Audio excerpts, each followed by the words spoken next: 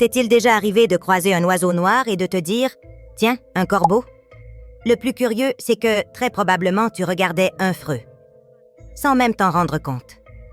Ces deux oiseaux, auréolés de légendes, symboles d'intelligence et de mystère, se ressemblent tant que même les plus observateurs peuvent les confondre.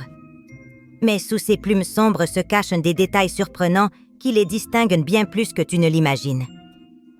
Savais-tu, par exemple, que les corbeaux peuvent imiter la voix humaine presque aussi bien qu'un perroquet? Et que les freux sont si sociables que, lorsqu'ils trouvent de la nourriture, ils appellent le reste du groupe pour la partager? Dans cette vidéo, nous allons démêler les vraies différences entre corbeaux et freux. Je te promets qu'à la fin, tu ne les verras plus jamais comme avant. Les grands corbeaux, Corvus corax, sont les plus grands des corvidés. Ils peuvent atteindre jusqu'à 70 cm de longueur et une envergure de 1,2 m.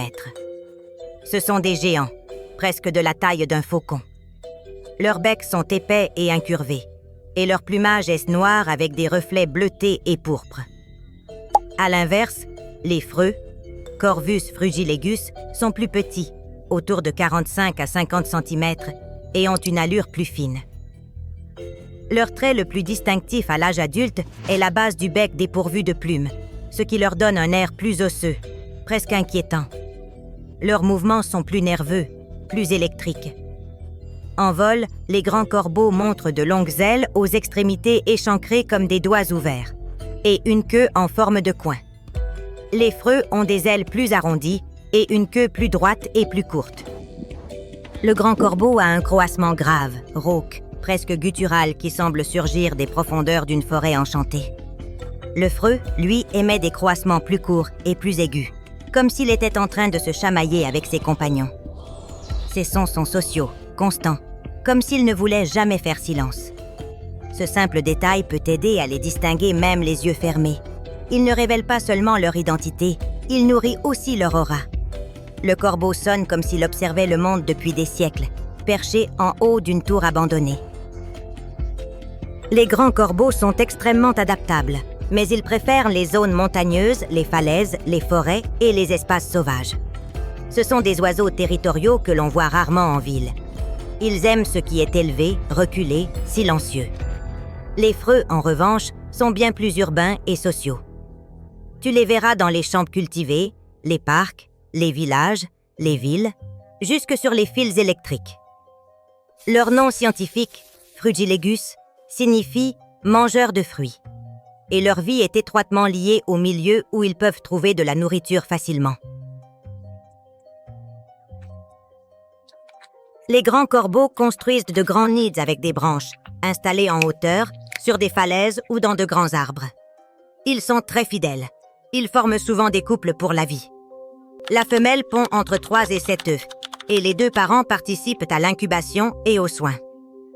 Fait curieux, les jeunes corbeaux restent longtemps avec leurs parents, parfois plus d'1 an, apprenant patiemment les lois du monde. Les freux, en revanche, nichent en colonies.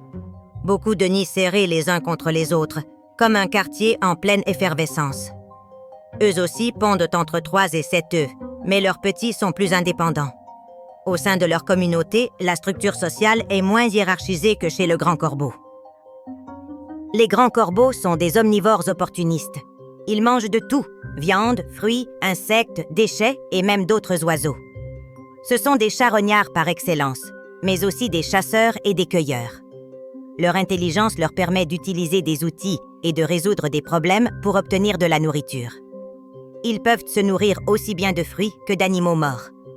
Ils vont même jusqu'à voler la nourriture d'autres espèces. Le freux est lui aussi omnivore, plus modeste mais ingénieux. Il se nourrit de grains, de fruits, d'insectes et de vers de terre. Sa vie est très liée au milieu rural et agricole. Et sa force, c'est le collectif. De nombreux yeux qui fouillent, de nombreuses voix qui alertent. Les deux espèces ont un point commun, une intelligence taillée pour survivre. Mais les grands corbeaux semblent garder une longueur d'avance sur le plan évolutif. Ils reconnaissent les visages humains, forment des alliances, gardent une rancune et vont jusqu'à organiser de véritables funérailles quand l'un des leurs meurt. C'est ici que le mystère devient légende. Le grand corbeau est, depuis l'Antiquité, un symbole de sagesse, de mort, de magie et de transformation. Dans la mythologie nordique, Odin possédait 2 corbeaux, Hugin et Munin, qui lui rapportaient les nouvelles du monde. Dans de nombreuses cultures, l'apparition d'un corbeau sans raison est un présage, et pas vraiment joyeux. Le freux, bien que moins légendaire, porte lui aussi un symbole. L'esprit du travail en groupe, l'intelligence partagée, l'adaptabilité. Les grands corbeaux vivent généralement en couple ou en petits groupes familiaux. Ils sont très territoriaux et tolèrent mal la proximité d'autres adultes qui ne font pas partie de leur cercle. Les freux, en revanche, sont grégaires. Ils vivent en grande bande, dorment ensemble dans des dortoirs communs et communiquent sans arrêt. Alors, si tu vois un oiseau noir solitaire planant avec majesté, corbeau. Si tu en vois 20 en train de croasser dans un arbre, freux. Et attention à ce détail fascinant. Un groupe de corbeaux se dit une murder. Oui, comme meurtre. Un terme qui semble tout droit sorti d'un roman policier ou d'un film d'horreur. Mais ce n'est pas un hasard.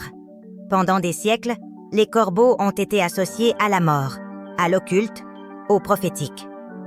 Leur présence sur les champs de bataille et dans les anciens cimetières n'a fait que renforcer ce symbolisme sombre.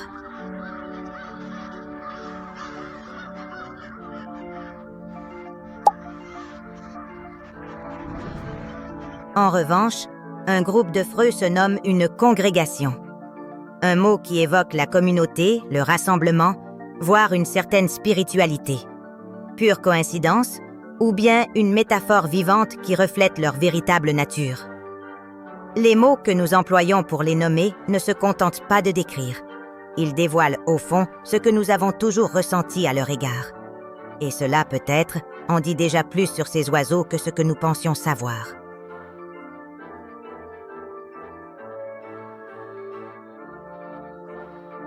Parce qu'il ne s'agit pas seulement d'un nom.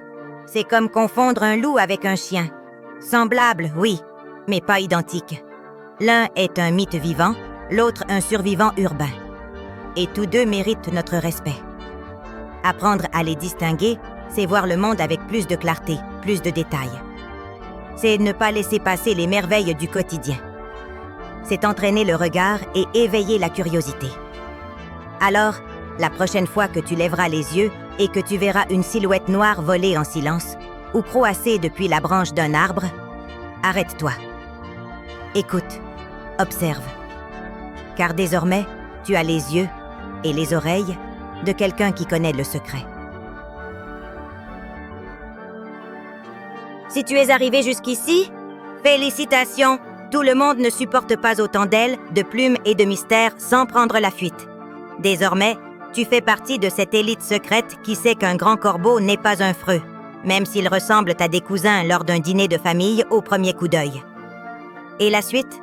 Je préfère ne pas te le dire tout de suite. Alors tu connais la chanson. Abonne-toi, laisse un like, active la cloche et accompagne-moi dans ce voyage où la nature, la science, les animaux et le mystère volent de concert. D'ici là, garde les yeux tournés vers le ciel. Car les secrets les plus étonnants, parfois, ne font que passer en coup de vent.